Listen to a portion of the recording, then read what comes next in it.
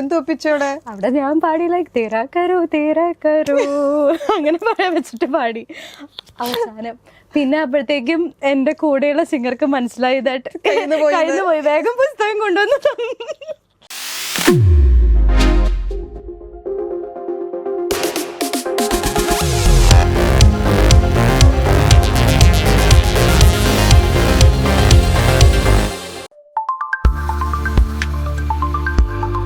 Actually ഞാൻ 8ാം class പഠിച്ചിട്ടില്ല എന്ന് തന്നെ പറയാം. ഫുൾ ഡെഡിക്കേറ്റഡ് ടു പാട്ട് തന്നെയായിരുന്നു. സ്കൂൾ എന്നോട് പറഞ്ഞു ക്ലാസ്സിൽ കയറിയില്ലെങ്കിലും കുഴപ്പമൊന്നുമില്ല, എനിക്കറിയില്ല ഇത് ചെറിയ കുട്ടികളെ ഞാൻ വഴിതെറ്റിച്ച് വിടുവാണോ എന്ന്. എനിക്ക്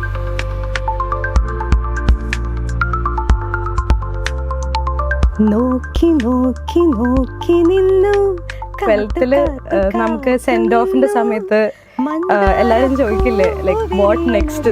അപ്പൊ എല്ലാരും അടുത്ത കോളേജിൽ ഞാൻ star സിംഗറിന്.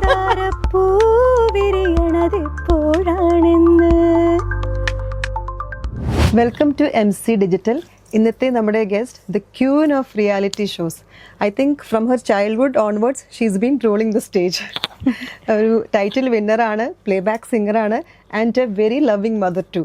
So let's welcome the very talented Merin Gregor. Hello, hi, നമസ്കാരം. നമസ്കാരം. എന്തൊക്കെയുണ്ട് പുതിയ വിശേഷങ്ങള്? നല്ല വിശേഷങ്ങൾ, പാട്ട് വിശേഷങ്ങൾ തന്നെ. ഞാൻ ഈ റിയാലിറ്റി ക്വീൻ എന്ന് പറഞ്ഞത് എനിക്ക് റിയാലിറ്റി ക്വീൻ എന്ന് പറഞ്ഞപ്പോൾ ശരിക്കും പറഞ്ഞാൽ ഭയങ്കര സന്തോഷം തോന്നി. കാരണം ഞങ്ങള് ഫ്രണ്ട്സിന്റെ ഇടയിലൊക്കെ ഞങ്ങൾ സംസാരിക്കുമ്പോൾ ഞങ്ങൾ ഇത്രയും നല്ല ടേംസ് അല്ല ഉപയോഗിക്കുന്നത്. റിയാലിറ്റി ഷോ തൊഴിലാളി എന്നാണ് പലപ്പോഴും പറയാറുള്ളത്. ആ തൊഴിലാളിയെ വെട്ടി ഞാനൊരു അതിലൊരു ക്വീൻ ക്രൗണൊക്കെ കിട്ടുന്നു. വളരെ സന്തോഷം. എനിക്ക് ടൈറ്റിൽ വിന്നറും കൂടിയാണല്ലോ, അപ്പൊ പിന്നെ റിയാലിറ്റി ക്വീൻ തന്നെയാണല്ലോ. അപ്പൊ നമ്മളിങ്ങനെ പക്ഷെ to be on the best side ഞാൻ പറയുവാണെങ്കിൽ റിയാലിറ്റി ഷോയിൽ കൂടെ നമ്മൾ കടന്നു വരുമ്പോൾ we get to have so much experiences. കാരണം ഓരോരോ പാട്ടുകളും അതിൻ്റെ ബെസ്റ്റ് രീതിയിൽ പെർഫോം ചെയ്യാൻ വേണ്ടി നല്ല ഡീറ്റെയിൽഡ് ആയിട്ട് പഠിക്കാനും അത് ആക്ച്വലി വളരെ നല്ലൊരു ജേർണിയാണ്. ഓരോ പാട്ടും ഓരോ എക്സ്പീരിയൻസ് ആണ്. തീർച്ചയായിട്ടും നമ്മളെ തന്നെ എനിക്ക് ഫൈൻ ട്യൂൺ ചെയ്യാൻ വേണ്ടിട്ടല്ലേ. അതെ അതെ, അതും നമ്മളുടെ അതേ ഏജ് ഗ്രൂപ്പുള്ള കുറെ പേരുണ്ടാവും. അപ്പൊ നമ്മള് അത് ഒരുമിച്ചിരുന്ന് പഠിക്കുന്നു. അതൊരു നല്ലൊരു ജേർണിയാണ് ശരിക്കും. അതെനിക്ക് എങ്ങനെയാ അത് എക്സ്പ്ലെയിൻ ചെയ്യേണ്ടതെന്ന് അറിയില്ല. 8th സ്റ്റാൻഡേർഡ് ഓൺവേർഡ്സ് ലിറ്റിൽ മാസ്റ്റേഴ്സിലാണ് ഫസ്റ്റ് പാർട്ടിസിപ്പേറ്റ് ചെയ്യുന്നത്. അതെങ്ങനെയായിരുന്നു അതിന്റെ ഒരു എൻട്രി? അത് ഞാൻ ശരിക്കും സൗദിയിലായിരുന്നു പഠിച്ചുകൊണ്ടിരുന്നത്. അപ്പൊ വെക്കേഷന് വന്നതായിരുന്നു. ഡിസംബറിൽ അവിടെ വിന്റർ വെക്കേഷൻ ഉണ്ട്. അപ്പൊ ആ സമയത്ത് നാട്ടിൽ വന്നപ്പോ ഇങ്ങനെ TV ഇങ്ങനെ സ്ക്രോൾ ചെയ്ത് പോകുന്നു, ഇങ്ങനെ ഓഡിഷൻസ് ഫോർ ഇങ്ങനെ റിയാലിറ്റി ഷോ എന്നും പറഞ്ഞിട്ട്. അപ്പൊ എനിക്കൊന്നും അത് അറിയുന്ന അത്രയില്ല. അപ്പൊ എന്റെ കസിൻ ഉണ്ട് റോഷ്നി പറഞ്ഞിട്ട്. അവൾ എന്നോട് പറഞ്ഞു ഇങ്ങനെ ജസ്റ്റ് ചുമ്മാ പോയി നോക്കാം. അങ്ങനെ എൻ്റെ അമ്മയോട് പോലും ഞാൻ പറയാതെ ഞാനും കസിനും എൻ്റെ പപ്പയും കൂടി ചുമ്മാ ഓഡിഷന് പോയതാ കാലിക്കറ്റിലെ ഹോട്ടൽ മഹാറാണിയിൽ. ആരോടും പറയാണ്ട് ഞങ്ങൾക്ക് അങ്ങനെയൊന്നുമില്ല, വെറുതെ ഒരു ദിവസം ഔട്ടിങ്ങിന് പോകുന്നു, അതിൻ്റെ കൂടെ ഒരു ഓഡിഷൻ, അങ്ങനെ തിരിച്ചു വരുന്നു എന്നുള്ളതായിരുന്നു നമ്മുടെ പ്ലാൻ. അപ്പൊ അങ്ങനെ പോയി മഹാറാണി ഹോട്ടൽ. ആദ്യമായിട്ട് ഞാനിങ്ങനെ TV-യുടെ ഈ ചാനലിന്റെ ബസ് പാർക്ക് ചെയ്തിരിക്കുന്നു. അവിടെ കുറെ പേര് അങ്ങോട്ടും ഇങ്ങോട്ടും ഓടുന്നു. ഒരു ഷൂട്ടിന്റെ സംഭവം ആദ്യമായിട്ട് ഞാൻ അവിടെ കാണുന്നത്. ലൈക്ക് എല്ലാവരുടെ മുഖത്തും ഒരു തിരക്ക്, ഒരു ഷൂട്ട്, അത് പിള്ളേർക്ക്, ഞാൻ പറയുന്നത് ക്രൂ എല്ലാരും അങ്ങോട്ട് ഓടുന്നു. ഭയങ്കര ഒരു ബിസി പ്ലേസ്. അത് കഴിഞ്ഞിട്ട് ഇങ്ങനെ ക്യൂ ആയിട്ട് നമ്മളെ കൊണ്ടുപോയി പാടിപ്പിച്ചു. അന്ന് എനിക്ക് തോന്നുന്നു ഞാൻ ഇന്നെനിക്ക് പൊട്ടുകുത്താൻ എന്ന് പറഞ്ഞ പാട്ടാണ് പാടിയത്. പല്ലവി മാത്രമേ ഉണ്ടായിരുന്നു. അല്ല, പല്ലവി പഠിച്ചപ്പോ മറ്റത് പഠിപ്പിച്ചു അവര്? അതിന്റെ സ്വരങ്ങളൊന്നും പഠിപ്പിച്ചില്ല? ഇല്ല, ഇന്നെനിക്ക് ഒറ്റ പാട്ടേ പാടിയുള്ളൂ. അതിനുശേഷം പിന്നെ അവര് പൊക്കോളാൻ പറഞ്ഞു. പിന്നെ അതിനുശേഷം വിളിച്ചറിയിക്കുക ചെയ്തേ, ഇങ്ങനെ അടുത്ത റൗണ്ട് സെലക്റ്റഡ് ആയി. അങ്ങനെ 2-3 റൗണ്ട് കഴിഞ്ഞിട്ട് പിന്നെ മെയിൻ ആയിട്ട് TV വരുന്ന കോമ്പറ്റീഷൻ അങ്ങനെ സെലക്റ്റഡ് ആയി. അപ്പൊ പിന്നെ പപ്പയമ്മയും പറഞ്ഞു എന്നാ നീ ഇവിടെ നിന്നോ, ഞങ്ങള് പോവാൻ തിരിച്ച് സൗദിക്ക്. അപ്പൊ സ്കൂൾ വെക്കേഷൻ ടൈം എന്ന് പറയുമ്പോൾ വെക്കേഷൻ ആകെ 20 ദിവസമേ ഉള്ളൂ. ഇത് ഇത്ര നീണ്ടുപോകുന്നു. ഉണ്ടല്ലോ അന്ന് ഡിസംബറിൽ തുടങ്ങി ഏപ്രിലിൽ തീർന്നു. കുട്ടികളുടെ ഷോ ആയിരുന്നല്ലോ, ഏപ്രിലിൽ തീർന്നു. പക്ഷെ അപ്പൊ ആ ഒരു ടൈമില് എന്റെ സ്കൂളിംഗ് ആക്ച്വലി ഞാൻ 8ാം ക്ലാസ് പഠിച്ചിട്ടില്ല എന്ന് തന്നെ പറയാം. ഫുൾ ഡെഡിക്കേറ്റഡ് ടു പാട്ട് തന്നെയായിരുന്നു. അതിനുശേഷം ഞാൻ പുറത്തായിരുന്നതുകൊണ്ട്, സൗദിയിലായിരുന്നതുകൊണ്ട് അവിടെ കണ്ടിന്യൂ ചെയ്യാൻ പറ്റിയില്ല. കാരണം അവർ പറഞ്ഞു രണ്ടാമത് ഒരു പ്രാവശ്യം കൂടി 8th സ്റ്റാൻഡേർഡ് പഠിക്കേണ്ടി വരും എന്ന് പറഞ്ഞു. അപ്പോൾ അത് എൻ്റെ പാരൻസ് പറഞ്ഞു പിന്നെയും ഒരു വർഷം പോവല്ലേ നമ്മുടെ. അപ്പം നാട്ടിൽ അന്വേഷിച്ചപ്പോൾ, കോഴിക്കോടാണ് എൻ്റെ സ്ഥലം, കോഴിക്കോട് അന്വേഷിച്ചപ്പോൾ അവർ വാം വെൽക്കം തന്നു, സിൽവർ ഹിൽസ് പബ്ലിക് സ്കൂൾ. അതെനിക്ക് പറയാതിരിക്കാൻ വയ്യ. കാരണം അവർ പറഞ്ഞു ഇയർ റിപ്പീറ്റ് ചെയ്യണ്ട, നമ്മുടെ കലോത്സവത്തിൽ പാർട്ടിസിപ്പേറ്റ് ചെയ്താൽ മതി. അങ്ങനെ ഒരു 9th standard to 12th standard ഞാൻ പിന്നെ നാട്ടിലായി. അപ്പൊ എനിക്ക് വേണ്ടി എൻ്റെ അമ്മയും എൻ്റെ അനിയത്തിയും നാട്ടിലോട്ട് ഷിഫ്റ്റായി, പപ്പ മാത്രം സൗദിയിലായി. അങ്ങനെ അവരുടെയും ഒരു സാക്രിഫൈസ് അവിടെ ഉണ്ട്. സ്കൂള് അതെ ഒരുപാട് സപ്പോർട്ട് ചെയ്തിട്ടുണ്ടാവും, അതുകൊണ്ടാണല്ലോ അഡ്മിഷനും കിട്ടിയത്. സ്കൂൾ എന്നോട് പറഞ്ഞു ക്ലാസ്സിൽ കയറിയില്ലെങ്കിലും കുഴപ്പമൊന്നുമില്ല, എനിക്കറിയില്ല ഇത് ചെറിയ കുട്ടികളും ഞാൻ വഴിതെറ്റിച്ച് വിടുവാണോ എന്ന് എനിക്കറിയില്ല. പക്ഷെ എൻ്റെ സ്കൂൾ വാസ് സോ സപ്പോർട്ടീവ്. കാരണം അതും ഏറ്റവും ക്രൂഷ്യൽ ഇയേഴ്സ് ആണ് 9, 10, 11, 12. അപ്പോൾ പ്രിൻസിപ്പൾ എന്നോട് പറഞ്ഞു കലോത്സവത്തിന് മുഴുവൻ സമയം എടുത്തോളൂ, ലാസ്റ്റ് 2 മാസം കൊണ്ട് പഠിപ്പിച്ചെടുക്കുന്ന കാര്യം ഞങ്ങൾ ഏറ്റു, എക്സാമിനുള്ളത് പഠിപ്പിക്കുന്ന കാര്യം ഞങ്ങൾ ഏറ്റു. അങ്ങനെ അവസാനത്തെ 2 മാസം കൊണ്ട് പഠിച്ച് പാസ്സായി. എന്താ പറയാ, എല്ലാം ഉണ്ടല്ലോ കയ്യിൽ, പഠിച്ച് പാസ്സാവാനുള്ള ഒരു ബുദ്ധിയും ഇതും കൂടിയിട്ട് സമയം ഭയങ്കര സപ്പോർട്ടീവ് ആയിരുന്നു ടീച്ചേഴ്സ് ആണെങ്കിലും. അത് എന്നെ മാത്രമല്ല കേട്ടോ, ഞങ്ങൾ കലോത്സവത്തിന് പോകുന്ന എല്ലാ കുട്ടികൾക്കും. ഇപ്പൊ ഞാനൊരാൾ പാട്ടിന്റെ ഒരു സെക്ഷൻ, അതിൽ ഡാൻസിന്റെ ഉള്ളവര് എല്ലാവരെയും സെപ്പറേറ്റ് ക്ലാസ് വെച്ചിട്ട് നമ്മുടെ എങ്ങനെയെങ്കിലും എല്ലാം തലയിൽ കുത്തിക്കയറ്റും പഠിക്കാനുള്ളത് ലാസ്റ്റ് മിനിറ്റില്. പക്ഷെ എങ്ങനെയും അത് പാസ്സാവും. അതെ അത് കാരണം എന്നും സിൽവർ ഹിൽസ് എന്ന് പറയുമ്പോൾ മോർ ദാൻ അക്കാഡമിക്സ് നമ്മുടെ മനസ്സിൽ കലോത്സവമാണ്. ഓർമ്മ വരുന്നത്. അപ്പം എന്ന് മുതലൊക്കെ പാട്ട് പഠിച്ചു തുടങ്ങിയത്? ശരിക്കും കർണാട്ടിക് ഒക്കെ പഠിച്ചു തുടങ്ങിയത് ഞാൻ പ്രോപ്പറായിട്ട് പഠിച്ചത് സൗദിയിൽ വെച്ച് തുടങ്ങി.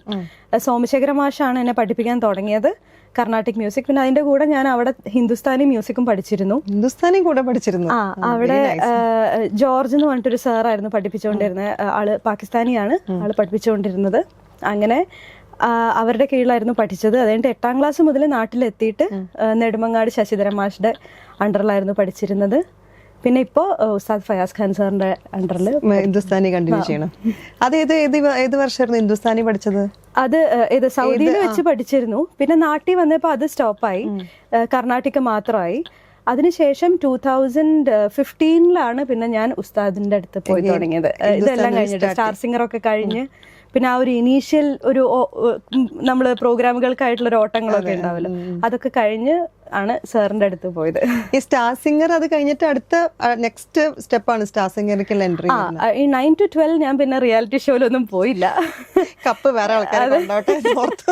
അത് കഴിഞ്ഞിട്ട് 12th എനിക്കിപ്പോഴും ഓർമ്മയുണ്ട്. 12th നമുക്ക് സെൻഡ് ഓഫിന്റെ സമയത്ത് എല്ലാരും ചോദിക്കില്ലേ ലൈക്ക് വാട്ട് നെക്സ്റ്റ് എന്ന്. അപ്പൊ എല്ലാരും അടുത്ത കോളേജിലൊക്കെ ഞാൻ സ്റ്റാർ സിംഗറിന് എനിക്ക് ഒരു പാട്ട് പാടിയാൽ മതി, പക്ഷെ എനിക്ക് സ്റ്റാർ സിംഗറിൽ പോകണം. കാരണം നമ്മൾ അതിന് മുന്നത്തെ സീസണൊക്കെ ഇങ്ങനെ ഇരുന്ന് ഒരു എപ്പിസോഡ് പോലും വിടാതെ കണ്ടുകൊണ്ടിരിക്കുകയാണ്. അപ്പൊ അത് നമ്മളെ അത്രയും ഇൻഫ്ലുവൻസ് ചെയ്തിട്ടുണ്ട്. ലൈക്ക് ദ വേ അവര് ഇനീഷ്യലി വന്നിട്ട് ദ പെർഫോമേഴ്സ് ദേ ബിക്കം എന്നുള്ളത് കാണുമ്പോഴേ നമുക്ക് ഭയങ്കര ആഗ്രഹമായിരുന്നു. അങ്ങനെ പോയി. അതും ഇതുപോലെ മഹാറാണി വെച്ച് തന്നെയായിരുന്നു. എനിക്ക് തോന്നുന്നു ഏഷ്യാനെറ്റിന്റെ അധികം ഓഡിഷൻസും അന്ന് കാലിക്കറ്റിൽ നടന്നിരുന്നത് ഹോട്ടൽ മഹാറാണിയിൽ. അപ്പൊ അവിടെ വെച്ചിട്ടായിരുന്നു ഈ ഓഡിഷനും. അങ്ങനെ പാടി ഇതേപോലെ 2-3 റൗണ്ട് കഴിഞ്ഞ് സെലക്റ്റഡ് ആയി. എന്റെ ഒരു പാട്ടെങ്കിലും ആ ഒരു ഫ്ലോറിൽ പാടണം എന്നായിരുന്നു എന്റെ ആഗ്രഹം. അത് പാടി കഴിഞ്ഞപ്പോൾ പിന്നെ ബാക്കിയൊക്കെ എന്താ പറയാ വരുന്നോടത്ത് വെച്ചെന്നുള്ള രീതിയിലാണ്. പക്ഷെ ഒരു സോങ്ങെങ്കിലും എനിക്ക് അവിടെ ചിത്ര ചേച്ചിയുടെ ഭയങ്കര ഫാനാണ്. അപ്പൊ ചേച്ചിയുടെ മുമ്പിൽ അങ്ങനെ ഒരു സ്റ്റേജ് കിട്ടിയത് ഭയങ്കര സന്തോഷമായിരുന്നു. അത് ചേച്ചിയും പിന്നെ എനിക്ക് തോന്നുന്നത് ഫൈനൽ റൗണ്ടിൽ വന്നത് ഹരിജി ഉണ്ടായിരുന്നു. പിന്നെ ഞങ്ങളുടെ പെർമനന്റ് ജഡ്ജസ് MJ അജന്തൻ സാറും MG ശ്രീകുമാർ സാറും പിന്നെ ചേച്ചി ചിത്ര ചേച്ചിയായിരുന്നു. അങ്ങനെ പിന്നെ രഞ്ജിനി ചേച്ചി ഭയങ്കര സപ്പോർട്ടായിരുന്നു. രഞ്ജിനിക്ക് ഇങ്ങനെ തിളങ്ങി നിൽക്കുന്ന സമയമാണ്. ടൈറ്റിൽ വിന്നർ ആയപ്പോഴുള്ള ഒരു മൊമെന്റ് എങ്ങനെയായിരുന്നു? കാരണം എനിക്ക് തോന്നുന്നു ഒരു 5-10 മിനിറ്റിന്റെ ഒരു സമയത്തിനുള്ളിലാണല്ലോ നമ്മൾ ആ ഒരു ക്രൗണ് നമ്മുടെ തലയിൽ വരാൻ പോണത്. അതെ അതെ, അത് പലരും ചിലപ്പോ അത് യൂട്യൂബിൽ കണ്ടിട്ടുണ്ടാവും. ഞാന് ഹരിജി അനൗൺസ് ചെയ്യണേ.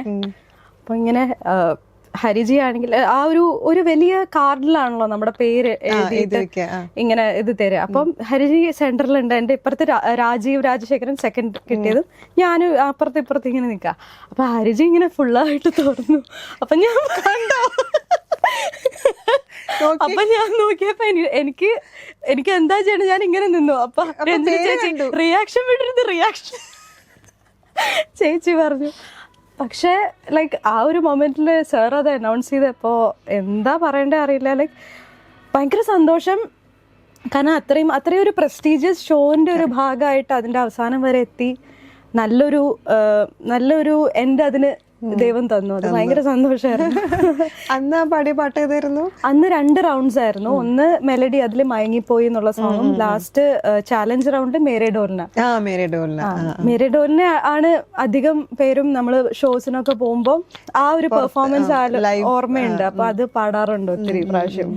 ഇപ്പൊ ചിത്രചേച്ചിയെ കുറിച്ച് പറഞ്ഞ സമയത്ത് ഞാനൊരു വീഡിയോ കണ്ടിരുന്നു, വീട്ടിലിരുന്നിട്ട് രണ്ടുപേരും കൂടി പാടുന്ന ഒരു പാട്ട് അല്ലേ? അതെ, അത് റീസെന്റ് ആയിരുന്നു. അത് നമ്മുടെ ജർഗോ സാറുണ്ട്, ഇപ്പോഴത്തെ സ്റ്റാർ സിംഗറിന്റെ പ്രൊഡ്യൂസറാണ്. ജർഗോ സാറിന്റെ വീട്ടിൽ വെച്ചിട്ടാണ് നമ്മൾ സ്റ്റാർ സിംഗർ സീസൺ 9 പിള്ളേരും, ഞാൻ ഇതിലുണ്ടായിരുന്നു, ടീച്ചേഴ്സിലുണ്ടായിരുന്നു, ടീച്ചേഴ്സ് ഗ്രൂമിംഗ് സൈഡ് ഞങ്ങളുണ്ടായിരുന്നു. അപ്പം അന്ന് ഞങ്ങളെല്ലാരും കൂടി സാറിന്റെ വീട്ടില് ഇങ്ങനെ ജസ്റ്റ് ഒരു കൂടാൻ വേണ്ടി ഇരുന്നപ്പോ പാടിയതാ. അത് എന്റെ ലൈഫിൽ എന്നും ഞാൻ ചെറിഷ് ചെയ്യുന്ന ഒരു മൊമെന്റ് ആണ്. കാണുമ്പോൾ അത് എന്തൊരു ബ്ലസ്ഡ് മൊമെന്റ് ആയിരിക്കും ഞാനും ഓർത്തു പോയി. കാരണം ചിത്രേശ്വര കൂടെ ഇരുന്ന് ഇങ്ങനെ വളരെ കൂളായിട്ട്, അയ്യോ അതൊക്കെ എന്താ, എത്ര ദൈവത്തിനോട് നന്ദി പറഞ്ഞാലും മതിയാവില്ല.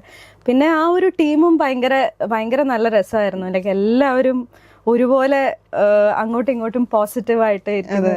സരിഗമപ്പയിൽ ആദ്യം കണ്ടസ്റ്റന്റ് ആയിട്ട് വന്നു, പിന്നെ ഗ്രൂമിംഗ് സെക്ഷനിലോട്ട് വന്നു. ആ ഒരു ഷിഫ്റ്റ് എങ്ങനെയാണ്? ഞാൻ സ്റ്റാർ സിംഗറിലായിരുന്നു കണ്ടസ്റ്റന്റ്, സരിഗമപ്പയിൽ ജൂറി ആയിട്ട് വന്നു. അതിനുശേഷം പിന്നെ സ്റ്റാർ സിംഗറിലെ ടീച്ചറായിട്ട് വന്നു.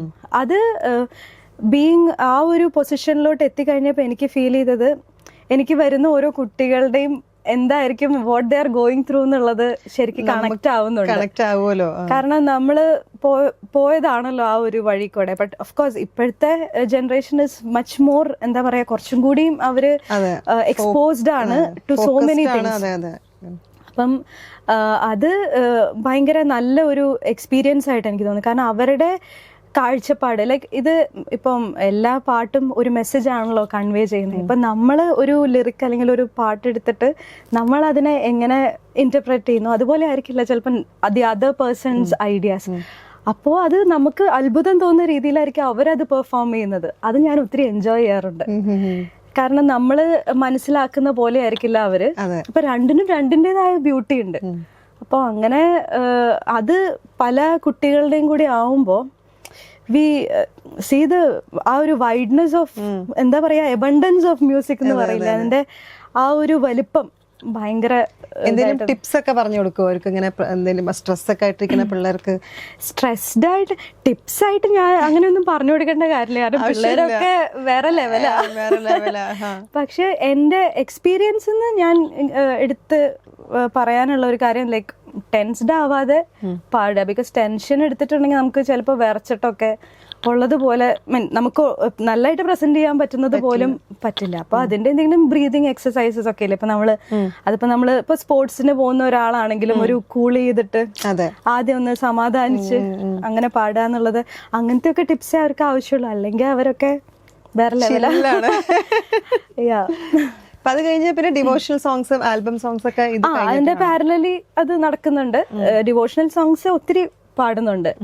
അപ്പം അത് ഇങ്ങനെ സോങ്സ് ഓരോ മ്യൂസിക് ഡയറക്ടേഴ്സ് വിളിക്കുമ്പോൾ നമ്മൾ പോയി പാടുന്നു. അത് അങ്ങനെ അതും പോയിക്കൊണ്ടിരുന്നു. അപ്പൊ സിനിമയിലേക്ക് വരുന്ന ഒരു ഫസ്റ്റ് കോളിക്ക് എം ജയചന്ദ്രൻ സാറിന്റെ സാറാണ്. Even before being the winner of the reality show എന്നെ മൂവിയിൽ പാടിപ്പിച്ചു. അത് എനിക്ക് എന്റെ ലൈഫിൽ കിട്ടിയ ഒരു വലിയ ബ്ലെസ്സിങ്ങാ. അത് സെമി ഫൈനൽസ് നടന്നുകൊണ്ടിരിക്കുകയാണ് സ്റ്റാർ സിംഗറിന്റെ. ആ സമയത്ത് സാർ ഇങ്ങനെ പറഞ്ഞു, സാർ അപ്ലൈ നോട്ട് ചെയ്ത് വെച്ചിട്ടുണ്ട്, സാർ ഇങ്ങനെ അനൗൺസ് ചെയ്തു ദാറ്റ് ഇതിൽ നിന്ന് ഒരാളെ ഞാൻ എന്റെ നെക്സ്റ്റ് മൂവിയിൽ പാടിപ്പിക്കുന്നുണ്ടെന്ന് പറഞ്ഞു. അപ്പൊ ഞങ്ങൾ എല്ലാവരും ലൈക്ക് അന്ന് എനിക്ക് തോന്നുന്നു ഇവർ 8 of us സെമി ഫൈനൽസിന് നമ്മൾ 8 പേരുണ്ടായിരുന്നു. അപ്പൊ നമ്മളെല്ലാവരും ലൈക്ക് ആർക്കായിരിക്കും എന്നുള്ളത് ഇങ്ങനെ ആലോചിച്ചുകൊണ്ടിരുന്നു. പിന്നെ ഫൈനലി പറഞ്ഞു എനിക്കാണ് ആ ഓപ്പർച്യൂണിറ്റി. അങ്ങനെ ചെന്നൈയിൽ പോയിട്ട് മ്യൂസിക് ലോഞ്ച് എന്നുള്ള സ്റ്റുഡിയോയിൽ വെച്ചിട്ടായിരുന്നു അന്ന് പാടിയത്. അന്ന് അവിടെ എം ജയചന്ദ്രൻ സാറ്, പിന്നെ നിഖിൽ ചേട്ടന് സിംഗർ നിഖിൽ ചേട്ടനുണ്ടായിരുന്നു. ചേട്ടന് ആണ് എനിക്ക് ലിറിക്സ് ഒക്കെ പറഞ്ഞു തന്ന് എഴുതിയെടുത്ത്. പിന്നെ വിൻസെന്റ് ചേട്ടനുണ്ടായിരുന്നു. അങ്ങനെ എക്സ്പീരിയൻസ് അതായിരുന്നു. അത് ഒരു ഭയങ്കര എക്സ്പീരിയൻസ് ആയിരുന്നു. സാറ് വളരെ കൂളായിരുന്നു. ലൈക്ക് അവിടെ ഇരുന്ന് ഇങ്ങനെ പറഞ്ഞു തന്നു, പാടി. അങ്ങനെ അത് എന്താ നല്ല ഇതായിട്ട് പോയി. പിന്നെയാണ് അറിയണത് അത് കൂടെ പാടിയിരിക്കുന്ന വിജയ് യേശുദാസ് ചേട്ടനാണ്, ഡ്യുവറ്റ് ആയിരുന്നു. അങ്ങനെ റോമൻസ് എന്ന് പറഞ്ഞ സിനിമയില് ആദ്യത്തെ സോങ് 2013 ജാനുവരിയിൽ റിലീസ്. അപ്പം പാടിയത് 12 നവംബറിലാണ്, 2012 നവംബർ 13 അത് റിലീസായത്. ആ പാട്ട് നമ്മൾ തിയേറ്ററിൽ കാണുമ്പോൾ ഒരു എക്സ്പീരിയൻസ് എങ്ങനെയായിരുന്നു? നമ്മുടെ സൗണ്ട് അത് തിയേറ്ററിൽ, അത് മൂവിയില്, അത് സ്ക്രീനിൽ ഉണ്ടായിരുന്നില്ല, അത് ഓഡിയോ വേർഷനിലാണ് അത് വന്നത്. അത് എന്താ അതിന്റെ ലാസ്റ്റ് മൊമെന്റിലാണ് ഇത് പാട്ട് വന്നത്. So it was not there in the movie. മൂവിയിൽ ഫസ്റ്റ് വരണത് വേഗം എന്ന് പറഞ്ഞിട്ടൊരു മൂവി, അതേ ഇയറിൽ തന്നെ നമ്മളുടെ വിനീത് ചേട്ടന്റെ ഒരു സിനിമയായിരുന്നു. അതിൽ ഗോവിന്ദ് വസന്ത സാറിന്റെ മ്യൂസിക്, ഞാനും സിദ്ധാർത്ഥ് മേനോൻ ചേട്ടനും കൂടി പാടിയ പാട്ട്. അതാണ് ഫസ്റ്റ് തിയേറ്ററിൽ പോയിട്ടുള്ള എക്സ്പീരിയൻസ്. അത് ഭയങ്കര സന്തോഷം. അയ്യോ, അത്രയും വലിയ ഒരു ഓഡിയോ സ്ക്രീനിൽ വിഷ്വല് ഓഡിയോ ഒക്കെ കേൾക്കുമ്പോ ഭയങ്കര സന്തോഷം. ഞാൻ അതിന്റെ റിലീസ് ആവുന്നതിന് മുമ്പ് തന്നെ പോസ്റ്റർ ഒക്കെ ഒട്ടിക്കുമല്ലോ എല്ലായിടത്തും. അപ്പൊ ഞാൻ ഇങ്ങനെ നോക്കൂ, ഒട്ടിച്ചു തുടങ്ങി, ഇറങ്ങാറായി. അതൊക്കെ ഒത്തിരി എക്സൈറ്റ്മെന്റില്, ഞാനെല്ലാം ഭയങ്കര എക്സൈറ്റ്മെന്റിൽ നോക്കി കാണുന്ന ഒരാളാണ്. I enjoy it. മെറിനെ കാണുമ്പോ തന്നെ ഭയങ്കര എപ്പോഴും ഒരു പോസിറ്റീവാണ്, എപ്പോഴും ചിരിച്ചുകൊണ്ടാണ് ചിത്ര ചേച്ചീനെ പോലെ. ഇപ്പൊ എന്റെ അമ്മയും പറഞ്ഞു മെറിന പറഞ്ഞപ്പോ ആ ചിരിക്കണ കുട്ടിയില്ലേ, അതൊരു ബ്ലെസ്സിംഗ് ആണ് സത്യം പറഞ്ഞത്. നമുക്ക് അങ്ങനെ എപ്പോഴും ചിരിച്ചുകൊണ്ട് പാടാൻ കഴിയുക, അല്ലെങ്കിൽ എല്ലാത്തിനെയും നമ്മൾ ആ ഒരു പോസിറ്റീവിൽ എടുക്കുക. ഇപ്പൊ നേരത്തെ പറഞ്ഞ പോലെ ഞാൻ എല്ലാത്തിനും ഒരു എക്സൈറ്റ്മെന്റിലൂടെ കാണാന്ന് പറയണത്. അത് കഴിഞ്ഞിട്ട് എനിക്ക് തോന്നുന്നു സെക്കൻഡ്, പിന്നെ തേർഡ് മൂവി, പിന്നെ ജോസഫ് 6th മൂവി ആക്ച്വലി. അതിന്റെ ഇടയിൽ പാടിയത് പിന്നെ തിലോത്തമ എന്ന് പറഞ്ഞിട്ട് ഒരു മൂവിയിൽ ദീപക് ദേവ് സാറിന്റെ ഒരു സോങ് പാടി. പിന്നെ നോക്കി നോക്കി ജോമോന്റെ സുവിശേഷങ്ങൾ, അത് വിദ്യാസാഗർ സാറിന്റെ. അതും ഈ പറഞ്ഞ പോലെ ഒരു മാജിക് ആയിരുന്നു. King of melody. അയ്യോ, ഞാൻ സാറിനെ ആദ്യം കാണും, എനിക്ക് ഇപ്പോഴും ഓർമ്മയുണ്ട്. എന്റെ ഒരു ചെവി കൂടെ ആരോ വിരൽ നീട്ടും പോകുന്നു, ഒരു സൈഡ് വരമഞ്ഞ, മൗനമേ, എല്ലാം ഇങ്ങനെ എന്താ പറയാ വട്ടം തിരിഞ്ഞുകൊണ്ടിരിക്കുക. സാറ് ഇങ്ങനെ നിൽക്കുന്നുണ്ട്. എന്റെ തല, ഞാൻ അവിടെ ഉണ്ടെങ്കിൽ എന്റെ തലയിൽ കൂടെ പോകുന്ന പാട്ട്, ഈ പുള്ളി ചെയ്ത പാട്ടുകൾ ഇങ്ങനെ ഓടിക്കൊണ്ടിരിക്കുകയാണ്. നമ്മളിങ്ങനെ ഈ നക്ഷത്രങ്ങൾ ഇങ്ങനെ പോവാന്ന് പറയില്ല, അതുപോലെയായിരുന്നു ഞാൻ. എന്തൊക്കെയോ സാറ് പറയണേ, എനിക്കൊന്നും മനസ്സിലാവുന്നില്ല. അങ്ങനെ അതില് ഞാൻ ഡെമോ അയച്ചിട്ട്, അതായത് വോയിസ് ഡെമോ അയച്ചിട്ടാണ് അത് കേട്ടിട്ടാണ് സാറ് വിളിച്ചത്. അതും ഭയങ്കര എനിക്കൊരു സന്തോഷം തന്നൊരു സംഭവം. കാരണം നമ്മളിങ്ങനെ ആസ്പയറിംഗ് ആയിട്ടുള്ള സിംഗേഴ്സ് ആയിരിക്കുന്ന സമയത്ത് നമ്മളിങ്ങനെ കുറേ ഇങ്ങനെ വോയിസ് ഡെമോ എടുത്തിട്ട് എല്ലാവരുടെയും മെയിൽ IDsലോട്ടൊക്കെ നമ്മൾ അയക്കുന്ന ഒത്തിരി പ്രതീക്ഷയോട് കൂടെയാണ് ഓരോരുത്തരും അവരുടെ വോയിസ് ഇങ്ങനെ അയക്കണം. അപ്പം അതിന്ന് വിളിച്ചു എന്ന് പറഞ്ഞപ്പോ അത് അവര് കേൾക്കുന്നുണ്ട്, they are searching for new voice എന്നുള്ളതൊക്കെ അത് ഭയങ്കര സന്തോഷം തന്നെ. ലൈക്ക് നമുക്ക് അല്ലാണ്ട് വേറെ ഒരു ലൈക്ക് നമുക്ക് അങ്ങനെ ഡയറക്റ്റ് ആയിട്ട് പോയി പറയാനോ അങ്ങനെ. അതെ, അപ്പൊ ആ സമയത്ത് അങ്ങനെ നമ്മളുടെ വോയിസ് ഒക്കെ കേൾക്കാനുള്ള അവരുടെ മനസ്സും അല്ലെ, അത് ഭയങ്കര ഒരു വിദ്യാസാറ് പുതിയ വോയിസിന് വേണ്ടിയിട്ട് ഇങ്ങനെ നടക്കാം അല്ലെ. അത് എനിക്ക് അത്രയും സന്തോഷം തന്നൊരു സംഭവമാണ്. കാരണം എന്നിട്ട് അത് പെട്ടെന്ന് തന്നെ എത്തണമായിരുന്നു ചെന്നൈയിൽ. ഞാനിവിടെ കൊച്ചിയിലായിരുന്നു ആ സമയത്ത്. ഒരു ഓണ ടൈമായിരുന്നു, സെപ്റ്റംബർ 9th അത് റെക്കോർഡ് ചെയ്തത്. അങ്ങനെ പെട്ടെന്ന് തന്നെ കാർ തന്നെ എടുത്ത് പോയി. കാരണം ഓണം ആയതുകൊണ്ട് ഒരിക്കലും ടിക്കറ്റ്സ് ഇല്ലായിരുന്നു, അവൈലബിൾ ഇല്ലായിരുന്നു. അങ്ങനെ നേരെ പോയി അവിടെ എത്തി. എന്നിട്ട് സാറ് ഹാർമോണിയത്തിൽ അത് വായിച്ച് പാടി തന്നതും, എന്നിട്ട് പാട്ട് എഴുതി. അപ്പൊ ഞാനീ രാത്രി മൊത്തം ട്രാവൽ ചെയ്തിട്ടാണ് എത്തണത്. അപ്പൊ ഉറങ്ങിയിട്ടൊന്നും ഇല്ല. സൗണ്ടും അപ്പം ആകെ ഇങ്ങനെ ഒരു ഞാനിപ്പോ വെപ്രാളവും ഒക്കെ ഉണ്ടല്ലോ. അപ്പോ എന്റെ അനുപല്ലവിയില് ഒരു സംഭവമുണ്ട്, പൂത്തതെങ്ങാണോ ഇതൾ നീർത്തതെങ്ങാണോ, ആ പോർഷൻ പാടിപ്പിച്ചു. അത് പാടിപ്പിച്ചു കഴിഞ്ഞിട്ട് സാറ് പറഞ്ഞു, ഒരു കാര്യം ചെയ്യൂ, പോയി റെസ്റ്റ് എടുക്കൂ, ഈ സോങ് മെറിൻ തന്നെയാണ് പാടാൻ പോണേ, but you have to be fresh. അപ്പോൾ പിറ്റേ ദിവസം ഇന്ന് പോയിട്ട് കിടന്ന് ഉറങ്ങ്, 1 നൈറ്റിന്റെ ഉറക്കത്തിന്റെ പ്രശ്നമുണ്ട്. പിറ്റേ ദിവസം രാവിലെ 9 മണിക്ക് പാട്ടൊക്കെ പഠിച്ചു വന്നു, റെക്കോർഡ് ചെയ്തു. നല്ലൊരു സോങ് ആണത്. അയ്യോ, അത് ഈ പറഞ്ഞ പോലെ അതാണ് ഞാനും ഞങ്ങളുടെ കല്യാണത്തിന്റെ സമയത്താണ് അത് റിലീസ് ആവണത്. അപ്പൊ ഞങ്ങള് പോയി കണ്ട ഫസ്റ്റ് എന്റെ പാട്ടുള്ള മൂവി അതാ. ശരി, അപ്പൊ ഭയങ്കര പ്രൗഡ് ആയിരിക്കുമല്ലോ. ആദ്യമായിട്ട് ഞങ്ങൾ രണ്ടുപേരും ഞാൻ പാടിയ ഒരു സിനിമ കാണാൻ പോണത്. അതൊരു നമുക്കൊരു 4 വരി പാടാം. ഓക്കെ.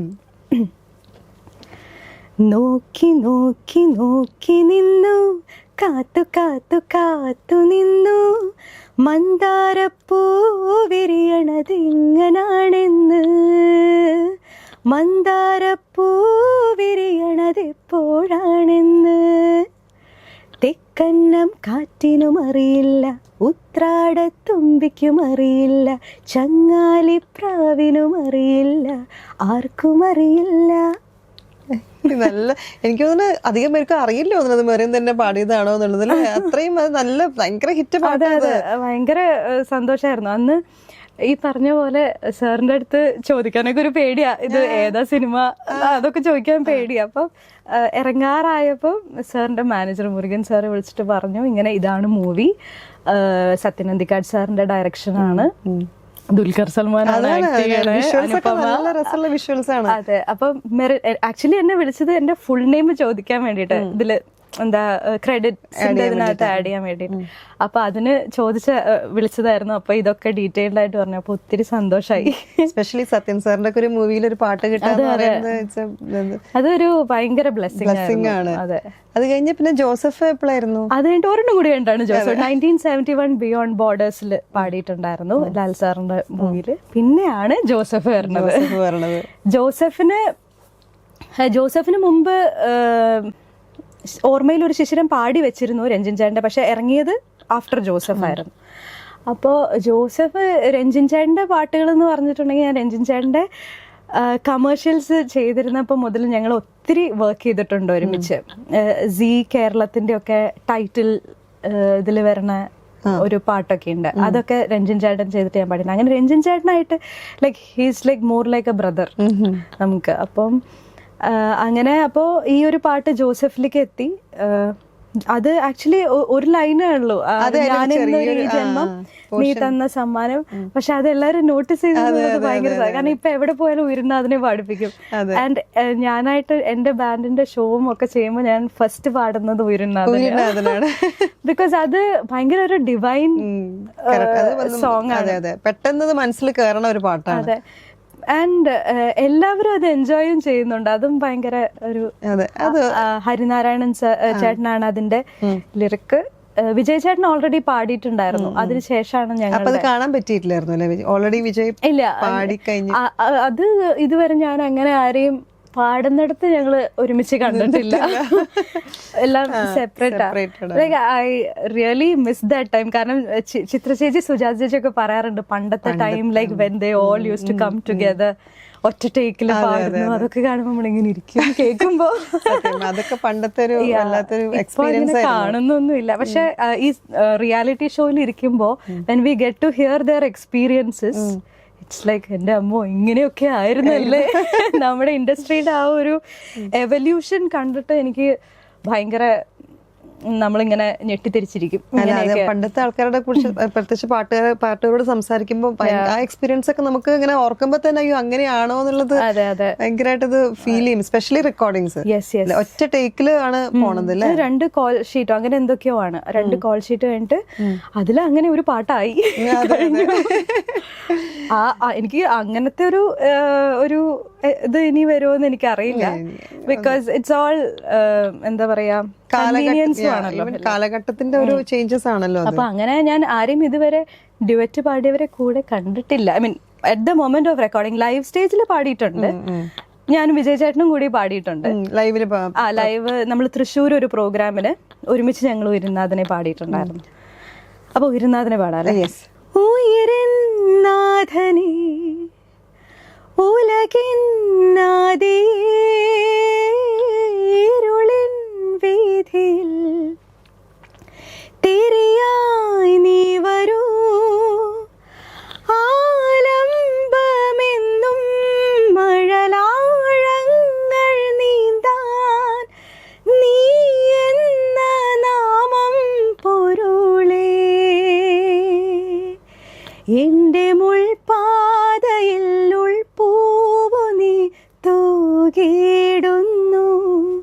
എന്റെ കണ്ണീർ കണം തൂവാല പോൽ മായ്ക്കുന്നു നീ.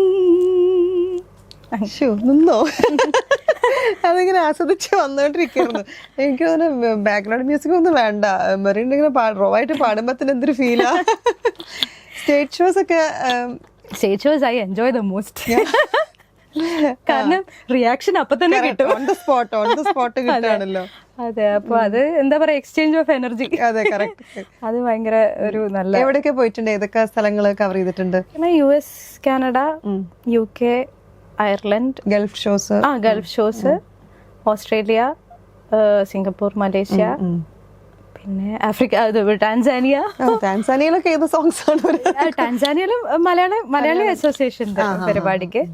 പിന്നെ ഒരെണ്ണം കൂടി ഉണ്ടായിരുന്നു അവിടെ തന്നെ, എങ്കോറങ്കോറോ എന്ന് പറയുന്ന ഒരു സ്ഥലം, അവിടെയും പോയി. അത് കെനിയയുടെ ബോർഡറോ അങ്ങനെ എങ്ങാണ്ടാണ്. അപ്പൊ എല്ലാ സ്ഥലം കവർ ചെയ്തിട്ടുണ്ട്. അതും ഒരു ബ്ലെസ്സിങ് പറഞ്ഞ പോലെ. പാട്ടിലൂടെ അങ്ങനെ സഞ്ചരിക്കാൻ പറ്റുന്നു എന്നുള്ളത് ഭയങ്കര. അവിടെയൊക്കെ ഓഡിയൻസസ് ഏത് ടൈപ്പ് ഓഫ് സോങ്സ് ആണ് പ്രിഫർ ചെയ്യുന്നത്? നമ്മളൊരു സെറ്റ് ലിസ്റ്റ് ആയിട്ട് പോയിട്ട് അവിടെ പെർഫോം ചെയ്യാറാണ് മോസ്റ്റ്ലി ഞാൻ പാടാറ്. മേരഡോലിന് ഒരുവിധം എല്ലായിടത്തും ചോദിക്കാറുണ്ട്.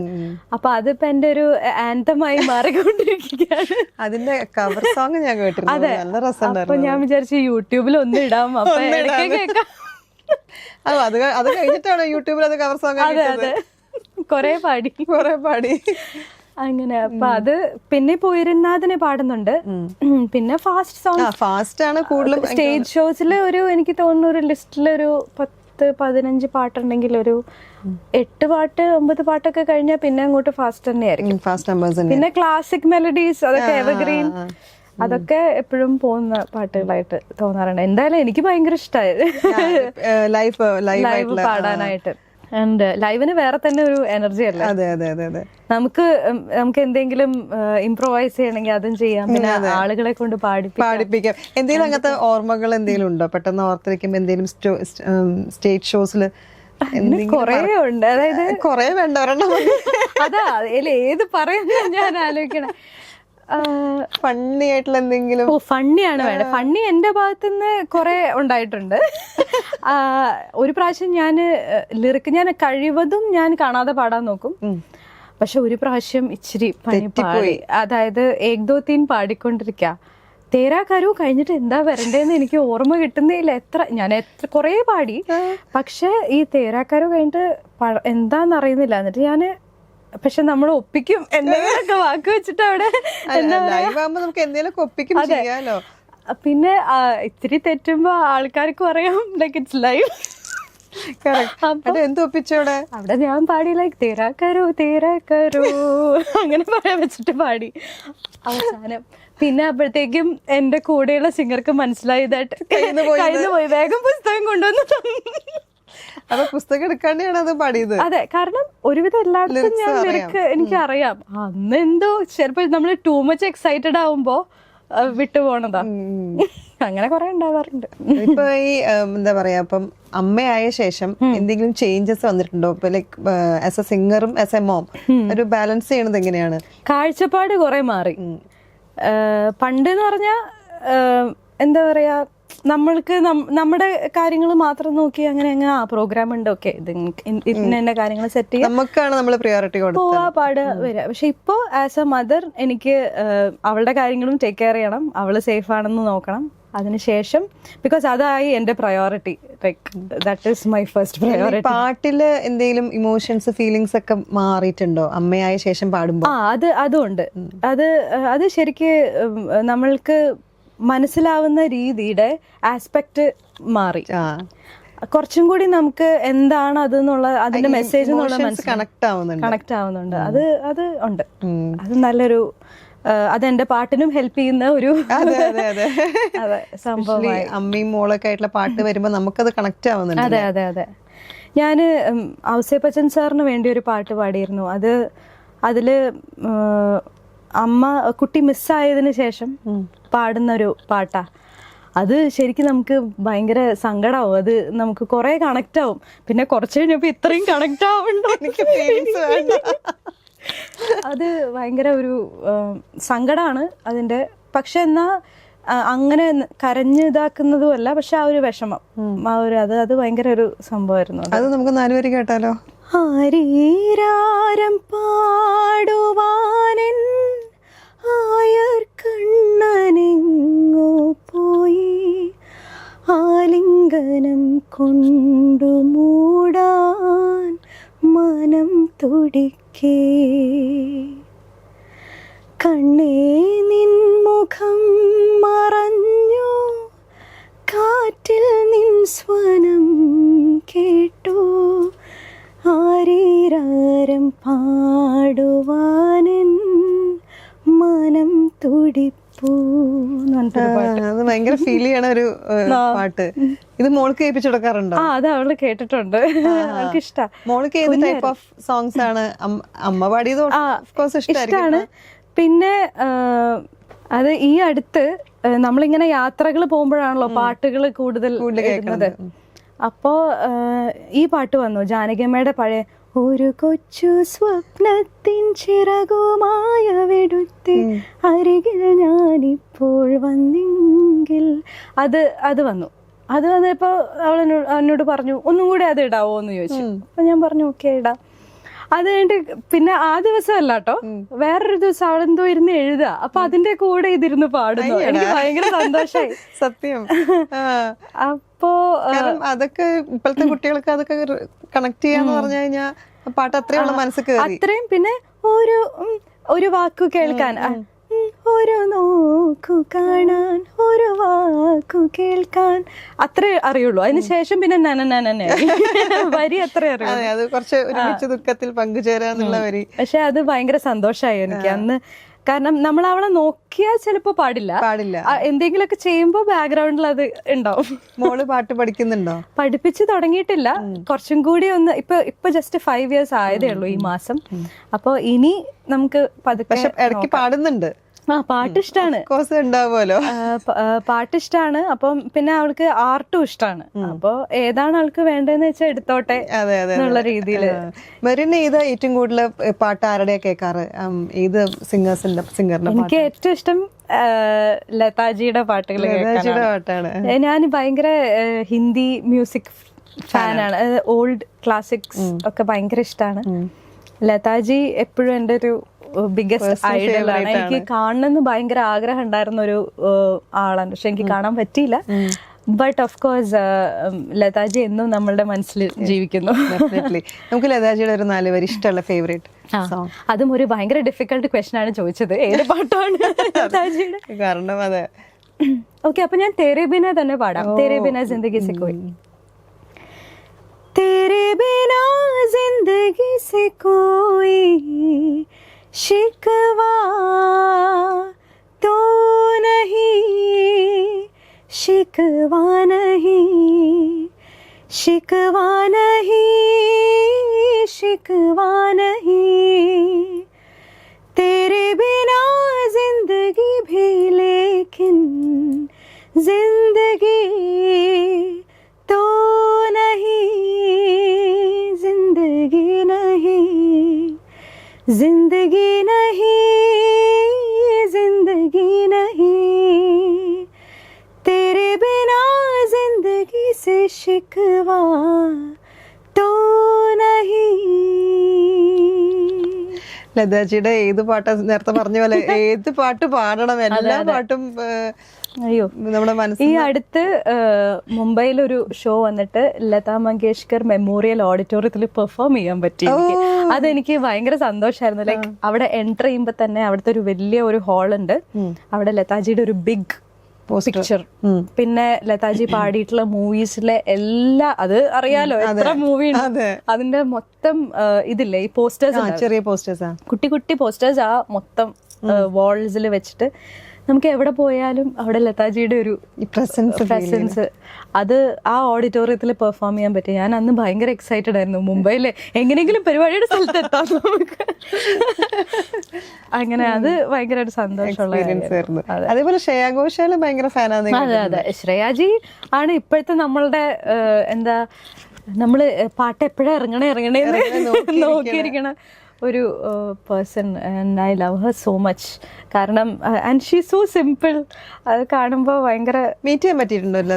ഇതുവരെ ഒരു പ്രാവശ്യം കണ്ടിട്ടുണ്ട്, ദൂരത്തുനിന്ന് കണ്ടിട്ടുണ്ട് എന്നല്ലാതെ ഇൻ പേഴ്സൺ മീറ്റ് ചെയ്തിട്ടില്ല. ഞാൻ രഞ്ജിൻ ചേട്ടനോടൊക്കെ ഞാൻ പറഞ്ഞിട്ടുണ്ട്, എന്തെങ്കിലും ശ്രേയാജീനെ പാടിപ്പിക്കുവാണെങ്കിൽ എന്നെ അസിസ്റ്റന്റ് മ്യൂസിക് ഡയറക്ടറിന്റെ പേരിൽ എന്നെ കൊണ്ടുപോകണം, റെക്കോർഡിംഗ് സെഷൻ ഒന്ന് കണ്ടുകൊണ്ടിരിക്കാൻ വേണ്ടിയിട്ട്. ഞാനങ്ങനെ പലരോടും പറഞ്ഞു വെച്ചിട്ടുണ്ട്, അസിസ്റ്റന്റ് മ്യൂസിക് ഡയറക്ടറോ അല്ലെങ്കിൽ എന്തെങ്കിലും ഒരു ജോലി ക്രൂ മെമ്പറോ എന്ന് പറഞ്ഞ് എന്നെ കൊണ്ടുപോയോ കാണാൻ വേണ്ടി. അത്രയും ഡൈഹാർഡ് ഫാനാണ് ഞാൻ. ഇപ്പൊ മോള് അമ്മ റിയാലിറ്റി ഷോയില്, മോൾക്ക് അറിയാലോ അമ്മ റിയാലിറ്റി ഷോ വിന്നറാണ്. അപ്പൊ മോള് ഇനി നെക്സ്റ്റ് ടൈം പറയാണ് എനിക്കൊരു റിയാലിറ്റി ഷോയിൽ പങ്കെടുക്കണം എന്ന് പറഞ്ഞ എന്തായിരിക്കും റിയാക്ഷൻ? അത് അതിനെപ്പറ്റി ആക്ച്വലി ഞാൻ ആലോചിക്കണല്ലോ, അതുകൊണ്ടിപ്പോ ചോദിച്ചത്. കാരണം അവളിപ്പോ അത്രയ്ക്ക് അറിയില്ല ഇങ്ങനെ എന്താ പറയാ റിയാലിറ്റി ഷോ വിന്നർ ആണോ എന്നൊക്കെ അറിയോന്ന് എനിക്ക് അറിയില്ല. ചെറിയ നടക്കുന്നുണ്ടല്ലോ. ഓക്കെ. അങ്ങനെ അധികം പറഞ്ഞ് ഞാൻ കേട്ടിട്ടില്ല. ഇനി അഥവാ അങ്ങനെ ചോദിച്ചാൽ എന്താന്നുള്ളത് ഒരു 5-6 വർഷത്തിനുള്ളിൽ ഞാൻ അടുത്ത ഇന്റർവ്യൂല് പറയാം. എനിക്ക് അറിയില്ല. ഇപ്പൊ അവള് ചോദിക്കാറുള്ള ഒരു കാര്യമുള്ള എന്താ, ചില സമയത്ത് ചില സ്ഥലങ്ങളിൽ പോകുമ്പോ അമ്മയുടെ കൂടെ ഫോട്ടോ എടുക്കണേ, ആളുകൾ എന്താ ഫോട്ടോ എടുക്കണേ എന്ന് ചോദിക്കാം. എന്താ ഞങ്ങളുടെ കൂടെ എടുക്കാം? ചില സമയത്ത് അവിടെ വന്ന് ഇങ്ങനെ നിൽക്കും. അപ്പൊ ഞാൻ പറയും വാ വന്നോ ഫോട്ടോ എടുക്കാം. അപ്പൊ അത് മാത്രമേ അത്രേ അവൾക്ക് അറിയുള്ളൂ. ലൈക്ക് ഇത് എന്താ സംഭവം എന്ന് അങ്ങനെ ഫിഗർ ഔട്ട് ചെയ്ത് വരുന്നതേ ഉള്ളൂ. ഇപ്പൊ എന്തായാലും വെരി സൂൺ അത് വേറെ ക്വസ്റ്റ്യൻ പ്രതീക്ഷിക്കാം. ആൻസർ കണ്ടുവെക്കാം. ഗുഡ് ക്വസ്റ്റ്യൻ, ഞാൻ ആലോചിച്ച് വെക്കാം. ഹസ്ബൻഡ് എന്ത് ചെയ്യുന്നത്? ഹസ്ബൻഡ് ആകാശ എയറിലാണ് വർക്ക് ചെയ്യുന്നത്. ആള് ക്യാപ്റ്റൻ ആണ് അവിടുത്തെ ബോയിങ് 737 ക്യാപ്റ്റൻ. പാട്ട് ഇഷ്ടാണ്, പാടില്ല. പാടുമെന്ന് ചോദിച്ചാ ഇംഗ്ലീഷ് സോങ്സ് പാടും, അതൊക്കെയാണ് ആളുടെ ഇഷ്ടങ്ങള്.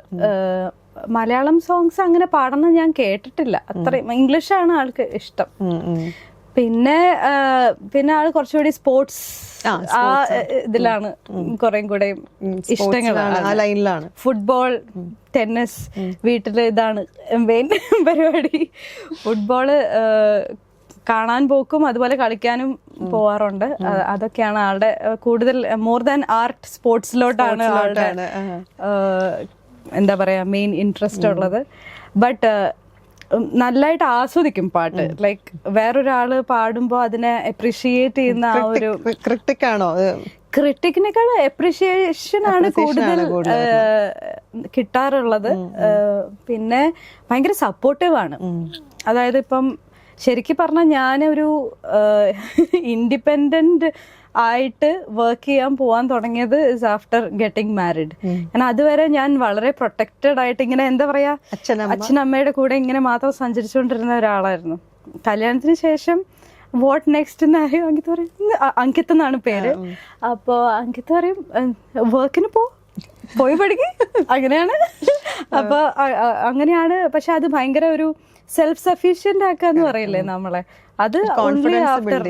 അതെ, അത് ഇനീഷ്യലി അത് നമുക്ക് എന്താ പറയാ, നമ്മൾ ആലോചിക്കും അയ്യോ ഞാൻ ചെയ്യുന്നത് ശരിയാണോ, ആ ഒരു ഡൗട്ട്സ് വരുമല്ലോ. പക്ഷെ ഓൺ ദ ഗോൾ നമുക്ക് മനസ്സിലാവും ദാറ്റ് ഇതായിരുന്നു ശരിക്ക് വേണ്ടത്. നമ്മളെല്ലാരും സെൽഫ് സഫീഷ്യന്റ് ആവാന്നുള്ളതാണ് ദ മെയിൻ തിങ്. അങ്ങനെ അപ്കമിങ് പ്രോജക്ട്സ് ഒക്കെ എന്താണ്? ഇപ്പോൾ ഏറ്റവും പുതിയതായിട്ട് നമ്മൾ സ്റ്റാർട്ട് ചെയ്തത് നമ്മുടെ ബാൻഡാണ്. മെറിൻ ഗ്രെഗറി ലൈവ് എന്ന് പറഞ്ഞിട്ടൊരു ബാൻഡ് സ്റ്റാർട്ട് ചെയ്തു. നമ്മൾ ഷോസ് ചെയ്യുന്നുണ്ട്. ഇപ്പോൾ 1 year ആയി. ഞങ്ങളുടെ first launch was in Thrissur saint Joseph കോളേജിൽ വെച്ചിട്ടായിരുന്നു. അങ്ങനെ അത് നല്ല രീതിയിൽ പോകുന്ന, അതിൽ ഓൺ കോമ്പോസിഷൻസും നമ്മളിപ്പോൾ ചെയ്ത് ഇപ്പോൾ യൂട്യൂബിൽ റിലീസ് ചെയ്തിട്ടുണ്ട് ഒരെണ്ണം. പിന്നെ അത് കൂടാതെ കവേഴ്സ് നമ്മൾ ചെയ്യുന്നുണ്ട്. പിന്നെ മോർ ഓൺ കോമ്പോസിഷൻസ് ഇങ്ങനെ ഓൺ ദ വേ. അപ്പൊ ഒരു കമ്പോസർ ഉള്ളിൽ ഒളിഞ്ഞ് കിടപ്പുണ്ടല്ലേ, സിംഗർ മാറി. ഇഷ്ടമാണ് എനിക്ക്. അപ്പോൾ നമുക്ക് പറ്റാവുന്ന രീതിയിൽ, പിന്നെ നമ്മളുടെ കൂടെയുള്ള മ്യൂസീഷ്യൻസും കൂടി ഉണ്ടാവുമ്പോൾ ആ ഒരു അറ്റ്മോസ്ഫിയറിൽ എല്ലാം നല്ലതായിട്ട് തന്നെ വരും. അത് പുറത്ത് പോയിട്ടുണ്ടോ? ഷോസ് ആയിട്ട് പുറത്ത് പോയി തുടങ്ങിയിട്ടില്ല? പുറത്തേക്ക് എബ്രോഡ് പോയി തുടങ്ങിയിട്ടില്ല, നാട്ടിൽ തന്നെയാണ് ചെയ്തിരിക്കുന്നത്. അങ്ങനെ അപ്പൊ അത് നല്ല ഒരു ന്യൂ ബിഗിനിങ് ആണ്. കാരണം അത് നമ്മളിലൂടെ നമ്മളുടെ കുറെ എന്താ പറയാ കോൺസെപ്റ്റ്സ് നമ്മൾക്ക് ആളുകളിലേക്ക് എത്തിക്കാം നമ്മളുടെ ഓൺ കോമ്പോസിഷൻസിലൂടെ what we want to convey. എനിക്ക് തോന്നുന്നു സോഷ്യൽ മീഡിയ അതിന് വലിയൊരു പ്ലാറ്റ്ഫോമും കൂടിയാണ്. അതെ അതെ തീർച്ചയായിട്ടും. അപ്പോൾ ഓൺ കോമ്പോസിഷൻസ് അങ്ങനെ പോകുന്നു. അതിൻ്റെ കൂടെ നമ്മൾ പെർഫോം ചെയ്യുമ്പോൾ ഓഫ് കോഴ്സ് നമ്മൾ മൂവി സോങ്സും എല്ലാം മിക്സ് ചെയ്തിട്ടാണ് നമ്മൾ ലൈവ് ഷോസിൽ ചെയ്യണേ. അല്ലാതെ നമ്മളൊരു ഗുഡ് സെറ്റ് ഓഫ് ഓൺ കോമ്പോസിഷൻസും കൂടെ ചെയ്യുന്നുണ്ട് കൂടെ. അങ്ങനെ ഒരു ഇൻഡിപെൻഡന്റ് മ്യൂസിക്കിലും കൂടി ഒന്ന് കൈവച്ച് നോക്കാൻ തുടങ്ങിയിട്ടുണ്ട്. So that is the upcoming എന്താ പറയാ ഞാൻ ലുക്കിംഗ് ഫോർവേഡ് ആ ഒരു പ്ലാൻ മെറിൻ ഗ്രെഗറി ലൈവ് എന്ന് പറഞ്ഞ ബാൻഡ്. ഇപ്പൊ മലയാളം അല്ലാണ്ട് മറ്റു ഭാഷകളിൽ ഏതെങ്കിലും ഞാൻ തെലുഗുല് ഖുഷി എന്ന് പറഞ്ഞിട്ടൊരു മൂവി ഇറങ്ങിയിട്ടുണ്ടായിരുന്നു. അതിൽ ഹിഷാം അബ്ദുൽ വഹാബ് ചേട്ടനാണ് മ്യൂസിക് ചെയ്തിരിക്കുന്നത്. അതിനകത്തൊരു ഒരു സിറ്റുവേഷണൽ സോങ് ആണ് അത്. പാട്ട് മലയാളത്തിലാണ്. ഇപ്പൊ ഭാഷ തെലുഗു മൂവി ആണെങ്കിലും അത് അവര് കേരളത്തിൽ വരുമ്പോഴത്തെ സീക്വൻസിലുള്ള ഒരു സംഭവം. അപ്പൊ എന്റെ പാട്ട് was Malayalam, but it was A Telugu movie. അല്ലാതെ ഞാൻ വേറെ അന്യഭാഷയിലൊന്നും ഞാൻ പാടിയിട്ടില്ല. അങ്ങനെ ജെറിമാഷിന്റെ കൂടെ ഒരു സോങ് ചെയ്യാൻ പറ്റി. ജെറിമാഷിന്റെ കൂടെ ഒരു ഡിവോഷണൽ സോങ്ങും ചെയ്തു, ഒരു മൂവിയിൽ ഒരു സോങ്ങും പാടിയിട്ടുണ്ട്. മൂവിയുടെ റിലീസ് ആവുന്നതേ ഉള്ളൂ. അങ്ങനെ അത് വളരെ നല്ലൊരു ലേണിംഗ് എക്സ്പീരിയൻസ് ആയിരുന്നു. Sir like he's 85, that's what I respect. Like he's 85-year-old person is so passionate about so down to earth.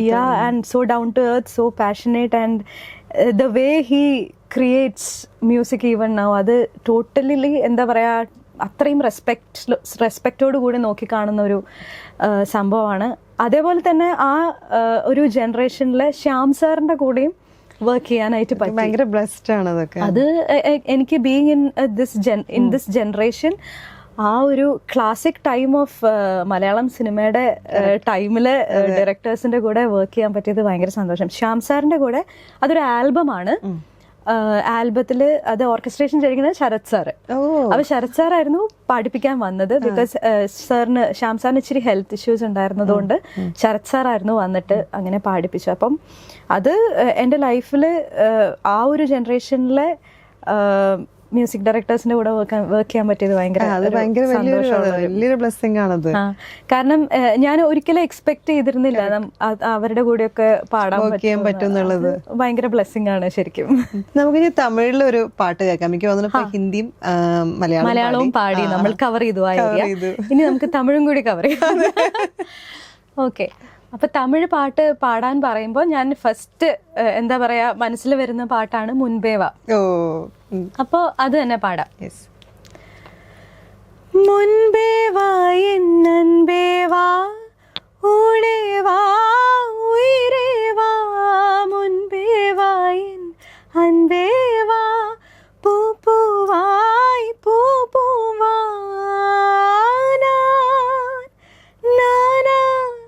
கேட்டேன் என்னை நானே நானியா நெஞ்சம் சொன்னதே முன்பே வா என் அன்பே வா உடே வா உயிரே வா.